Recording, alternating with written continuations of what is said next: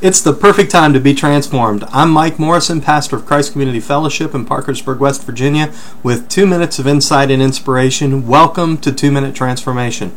A few years ago, I was leveled quite a blow from my physician when she told me I had type 2 diabetes. It shouldn't have come as a surprise. I was pushing 400 pounds and had a family history working against me. I went from virtually no medication to taking a cabinet full of pills. I remember years earlier sitting with my own dad as he breathed his last breaths as a result of heart disease complicated by diabetes. His eyesight was going, half his foot had already been amputated. One thing was for sure, I was headed down the very same path, and if I didn't do something fast, my little girl was going to repeat my history. Did I give up? Get bitter? Depressed? No way.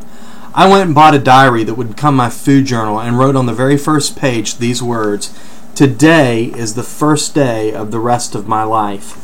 You see, that was the day I learned the power of our choices. You choose for yourself much more than you realize, and no choice is without significance. In Deuteronomy 30:19 and 20, Moses is appealing to the people to choose life, and he tells them in verse 20 how to choose. The NLT translates it, "You can make this choice by loving the Lord your God, obeying Him, and committing yourself firmly to Him." Remember what I just said? No choice is without significance. Paul tells us whatever we eat or drink or whatever we do, we should do all to the glory of God. I know how good a pint of Ben & Jerry's is after a stressful day at work, but today's comfort food could be tomorrow's death sentence diagnosis. Take control and choose life.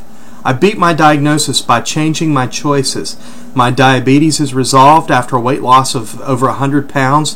Ben & Jerry's still pursue me when I've had a tough day, but I remind myself that God is the God of all comfort and He is life. So choose life and be transformed.